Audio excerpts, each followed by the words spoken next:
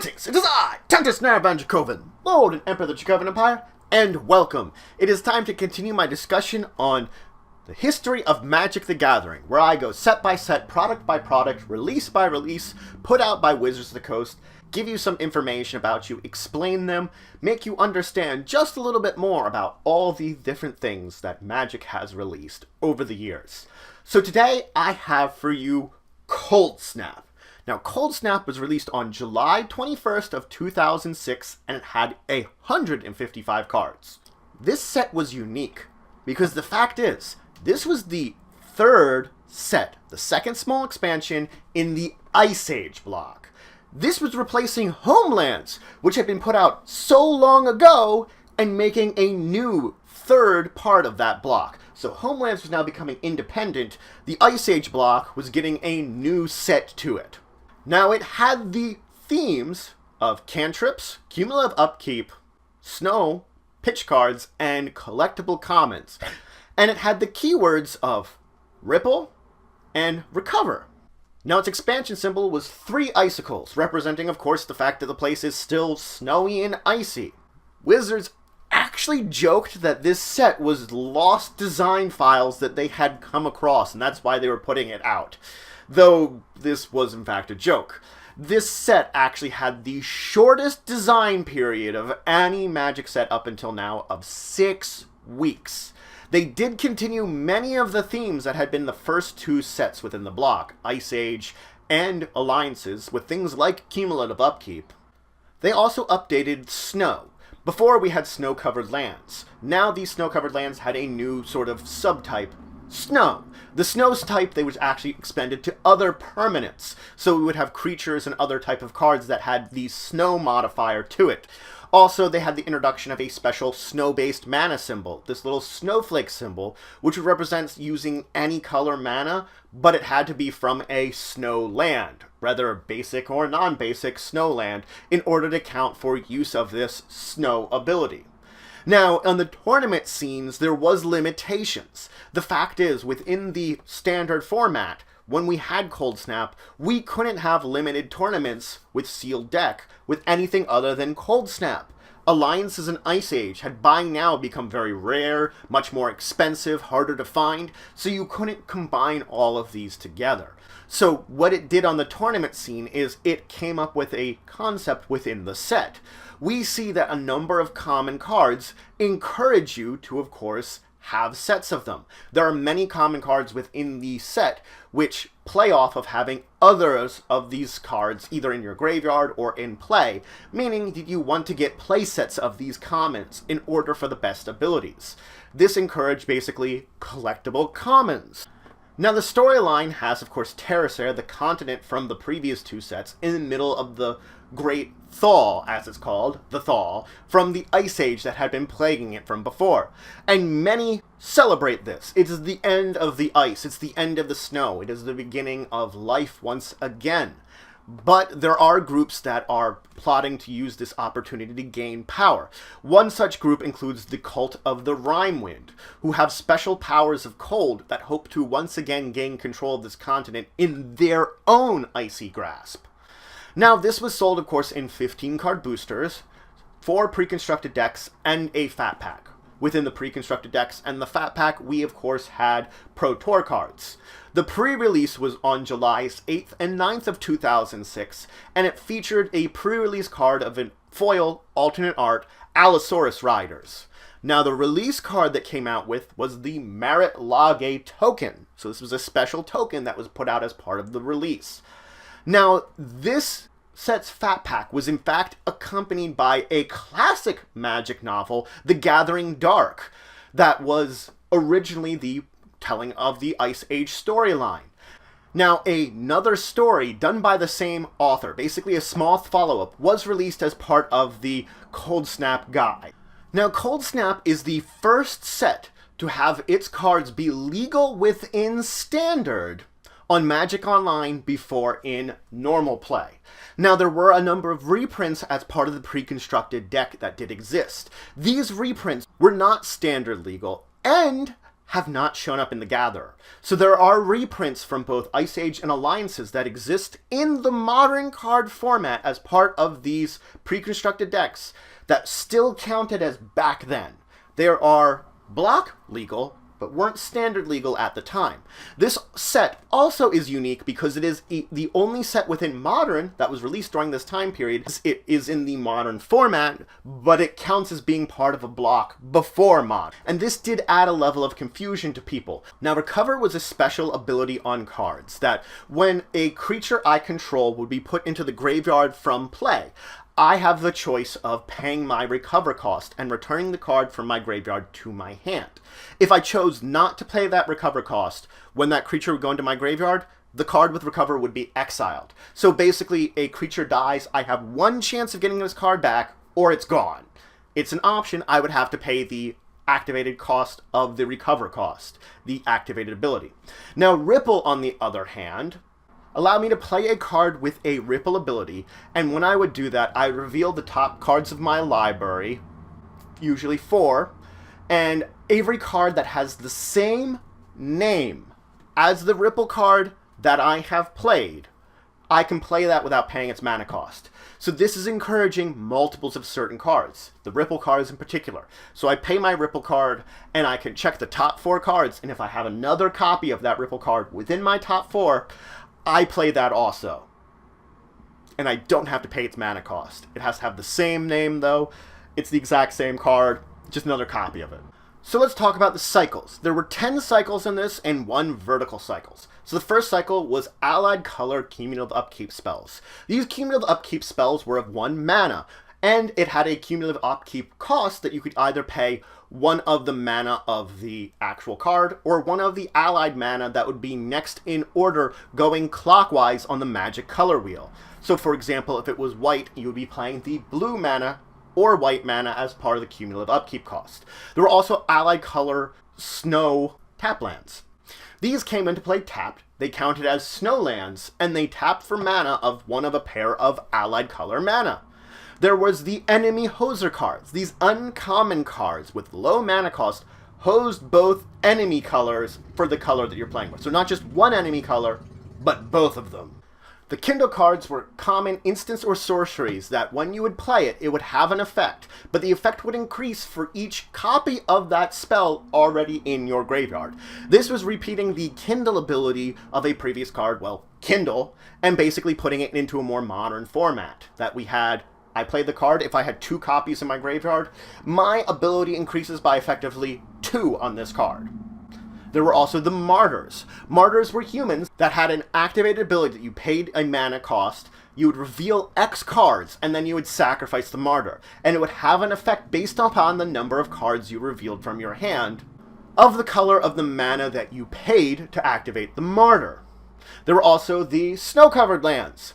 This was a reprint from, of course, Ice Age, but these were the Snow-Covered Lands back from Ice Age being reprinted.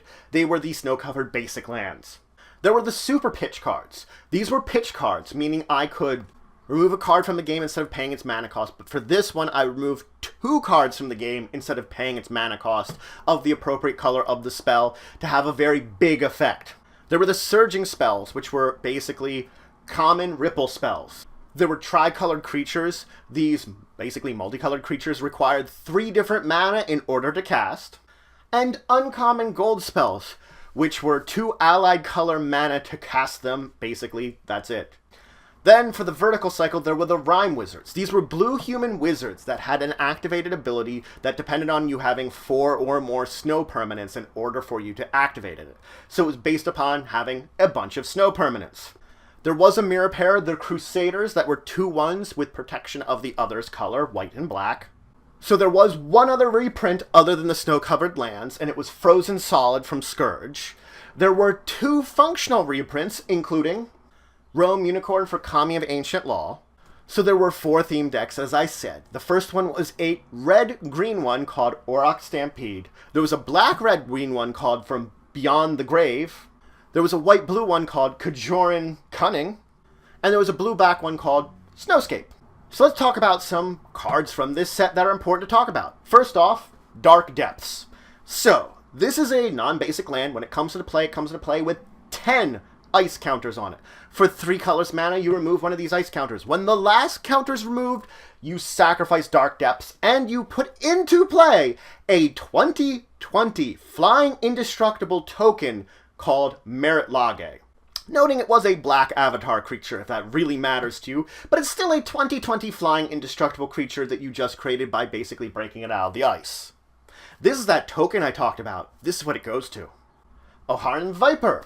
When it deals combat damage to a creature, destroy that creature at the end of combat, and when it deals combat damage to a player, you may draw a card. The Panglacial Worm.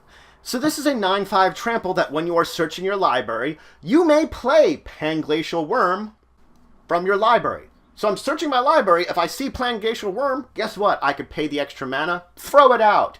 This was the first creature I could play from my library while I'm searching it. There was also Hakon Stronghold Surge. Hakon Stronghold Surge could only be played from your graveyard. So this is the first creature that could only be played from being in your graveyard. You could not play it from your hand. Now, when it is in play, you may play night creatures from your graveyard as if they were in your hand. But when Hakon would be going to your graveyard from play, you lose 2 life. Vanish into Memory. Exile target creature. Draw cards equal to its power. At the beginning of your next upkeep, that creature returns to play under its owner's control, and then you discard cards equal to its toughness. So you get cards equal to power, discard cards equal to toughness. An interesting trade-off there. This was also the 3rd card design as part of the You Make the Card promotion through the Magic Gathering website. And there was also Counterbalance. This one is a very good one and has a lot of combos with it, especially within Legacy. Effectively, when an opponent would play a spell, you reveal the top card of your library. If your top card shares the same converted mana cost as the spell being cast, you counter it. So if you have ways of rearranging your deck to put on the top of your library cards with the same converted mana cost as the ones your opponents are playing, well, guess what? I've just gained control of the game to a degree. I now can basically start countering my opponent's cards very easily. Add a card, Valkyrie. It is a flying vigilance that has the ability to tap. Target creature that died this turn other than the Valkyrie, return it to play under your control. So if something dies that's not the Valkyrie, you can get it back, even if it's an opponent's. Arkham Dagsum. Tap. Target artifact creature's controller sacrifices it, and then searches their library for a non-creature artifact and puts it into play. This allows you to effectively, in an artifact deck, get rid of artifact token creatures for physical artifacts that aren't creatures. There's Blizzard Specter. It is a flying that when it deals combat damage to opponent, you may choose one of the two. Have that opponent return a card a permanent they control to their owner's hand, or have that opponent discard a card. This is great on both bouncing decks and discard decks. Braid of Fire. It has Communal Upkeep. Add 1 red mana to your mana pool. So during your upkeep, you start getting red mana, and you keep getting red mana. So if you have abilities that you could just pay mana to, or instant spells, you could cast a whole lot of them during your upkeep with this huge amounts of mana that you start building up with Braids of Fire. There's Brooding Saurian. At the beginning of each end step, each player gains control of every non-token permanent they own. Basically, this stops control magic. Commandeer. This is one of those pitch cards. You can exile 2 blue spells instead of paying its mana cost. You gain control of target non-creature spell and can choose new targets for that spell. Darkon, King of Keld. Whenever you are dealt damage, you may put a number of 1/1 white soldier tokens into play equal to the damage that is dealt to you. So the more damage you take, the more soldiers you get.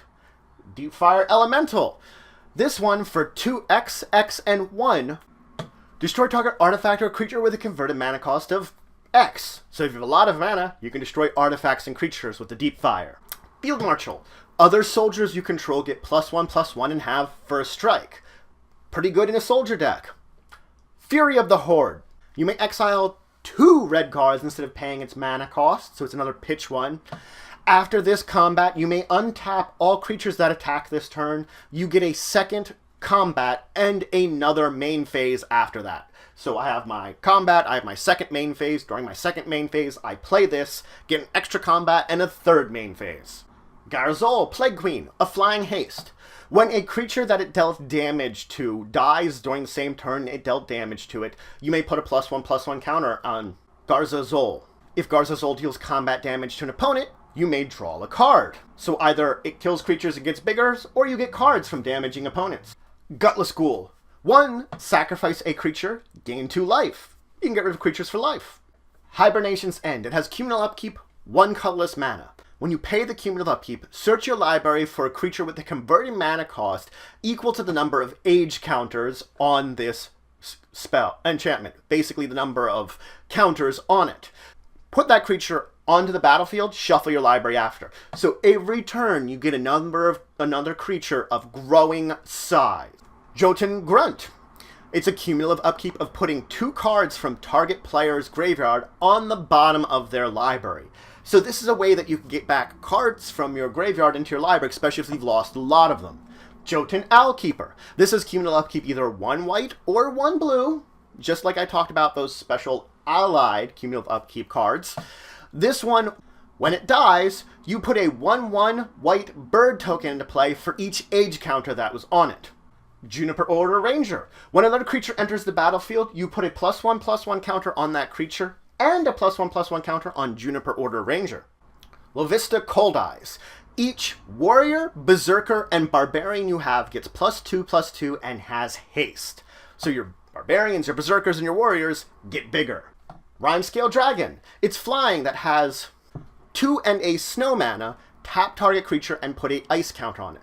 Creatures with ice counters don't untap during their controller's untap step. Senkanar, the Death Keeper.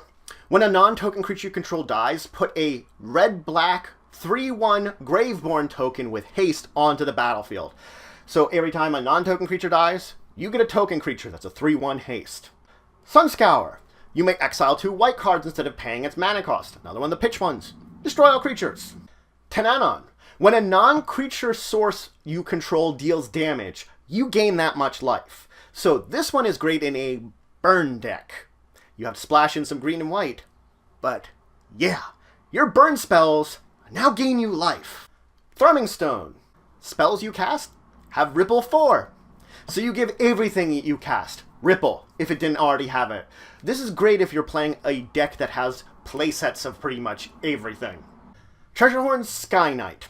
It has Flying. Prevent all damage that we dealt it by creatures with First Strike. So this counters First Strike. And finally, Zura the Enchanter. When Zura the Enchanter attacks, you may search your library for a enchantment of casting cost 3 or less and put it onto the battlefield, shuffle your library.